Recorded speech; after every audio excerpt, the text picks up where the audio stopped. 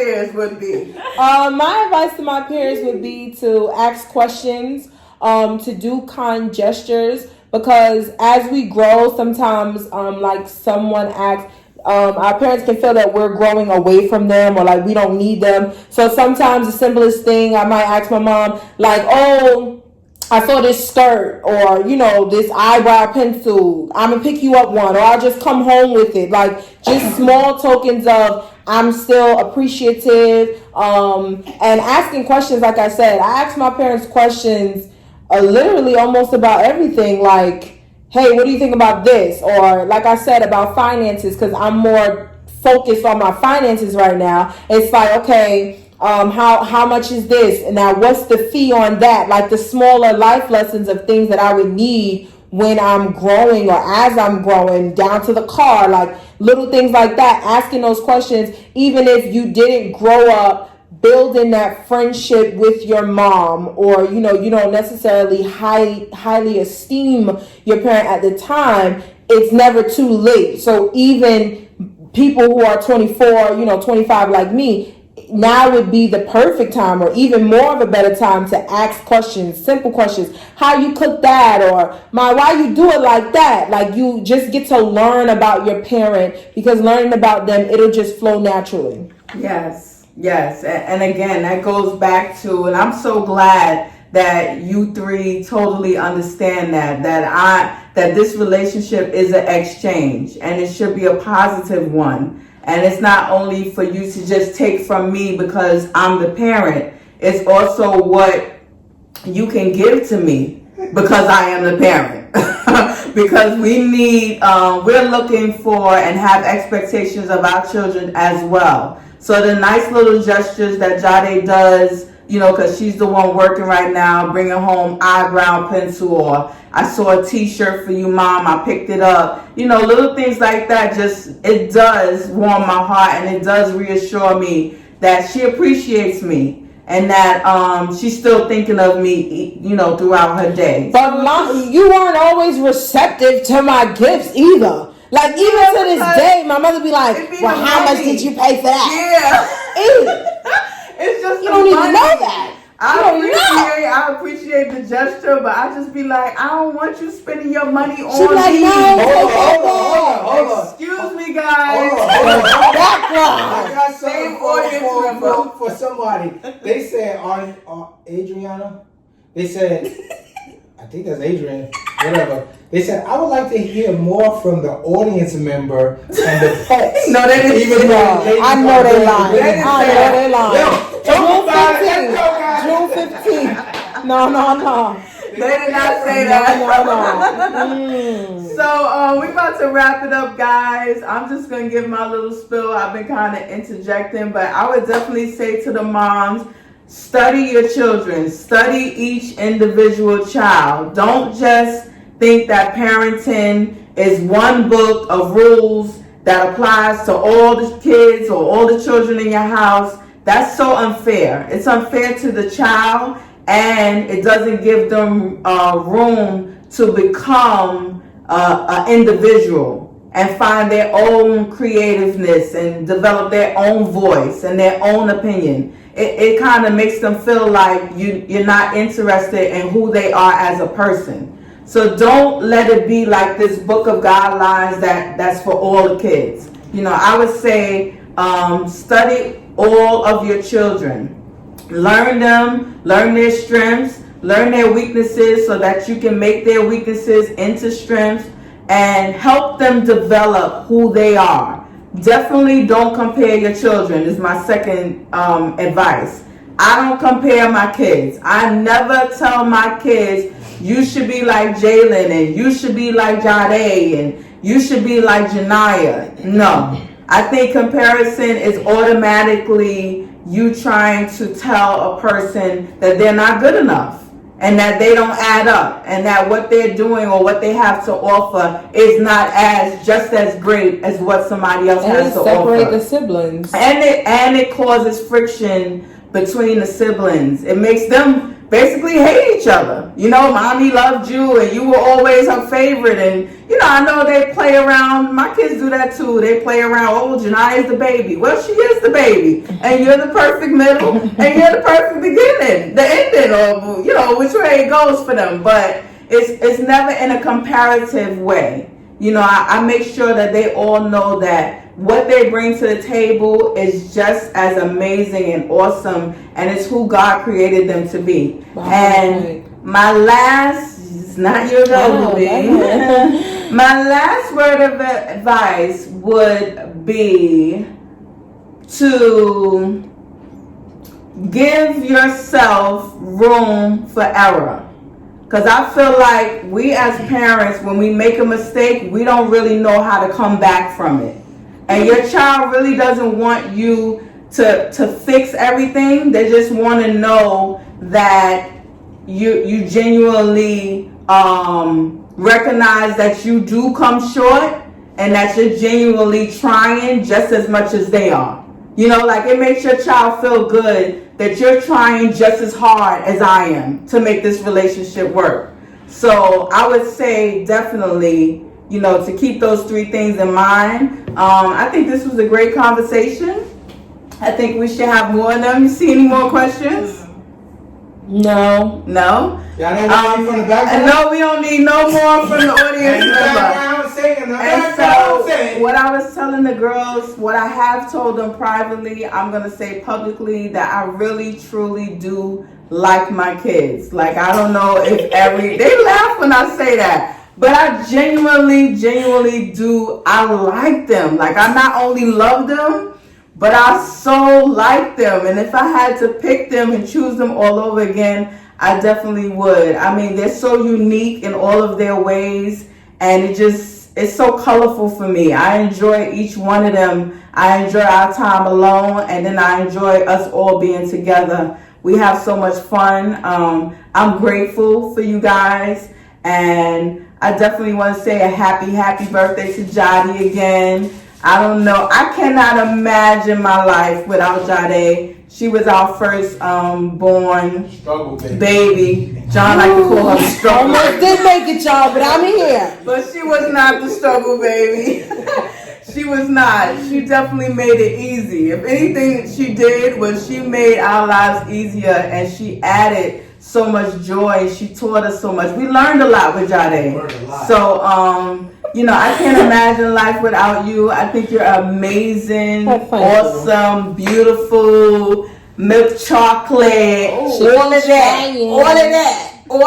She's a full package, and she's educated and smart and has master's degree and all of that good stuff. If anybody's interested, please fill out the form that's going to be at the bottom of this post and submit it to E. Right, because E is taking the app. Okay, I'm doing too much. All right, so she's taking applications for me today. No, I'm not taking applications for Jay yet. I'm not. Jay's not ready. Yes, it's the third interview. But Jade has graduated. She's eligible. She's ready to date. So, you know, I will take all applications and I'll get back to you. I'm so playing. Christian Mingle? I'm so playing. Thank God she knows enough within herself to be able to choose a mate. I'm just playing. Yeah. But I love you guys. Thank you for doing this live with me. You're welcome. Yes. We would choose you again too. You would choose me. What? Yeah, because it is Mother's Day. Y'all ain't say nothing to me. We love you. Well, I would say that my mom is transparent. She's ambitious. She's taught me a lot of that go-getiveness and that creativity because she's always going after something new. She's never like it's too late for anything. I remember being younger, and for some reason she thought she wanted to go to school and like work at an auto kind of thing and get a degree and all this other stuff. And you know, it was very traumatic for me. It was very traumatic, but I survived.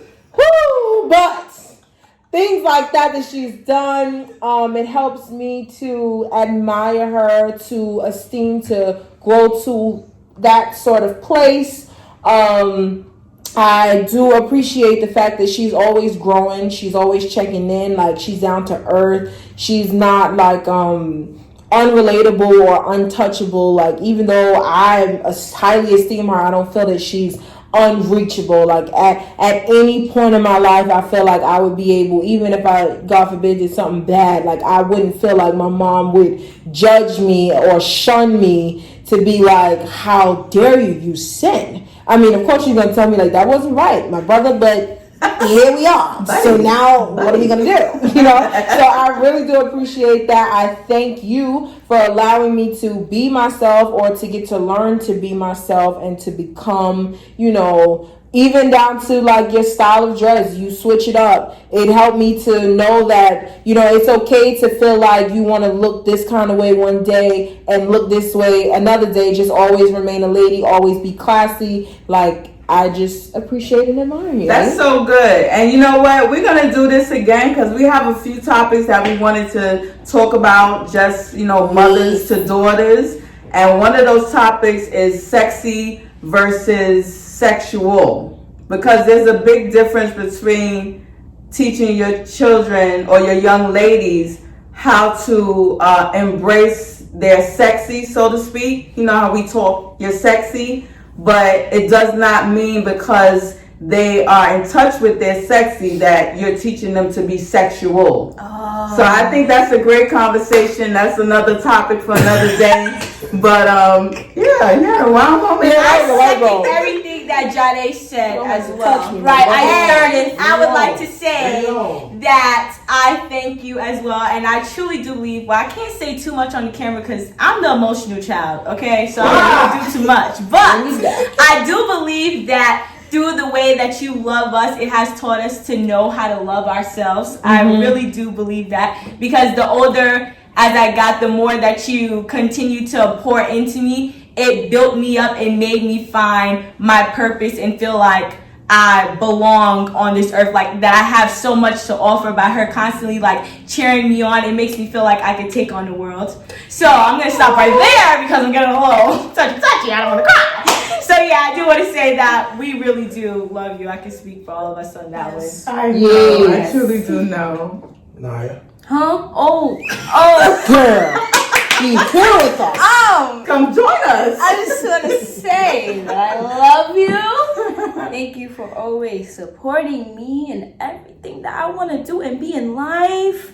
Thank you for pushing me. Thank you for help bringing me out of my box and out of my shell. Yeah. It took a minute. But yeah, and thank you for embracing me. Yes. Because that's very important. And you too, Dad.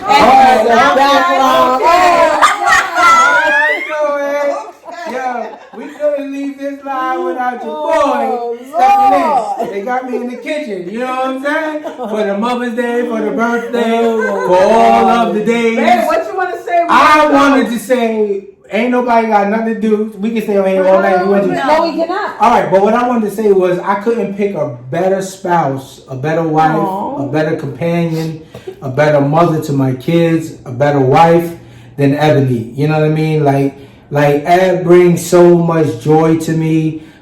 Even when I doubted women in my life, because I was raised a certain kind of way, where we was taught not to even, give into women, but, just to see how many women we can be with and knock down and tear down and just to put on our belts. But Eb taught me some things in life, man, where, I can trust her with all my possessions. I can trust her with my money. I can trust her with raising my children. And that means so much to me because I wasn't taught that in life. I wasn't taught to put your trust in first God.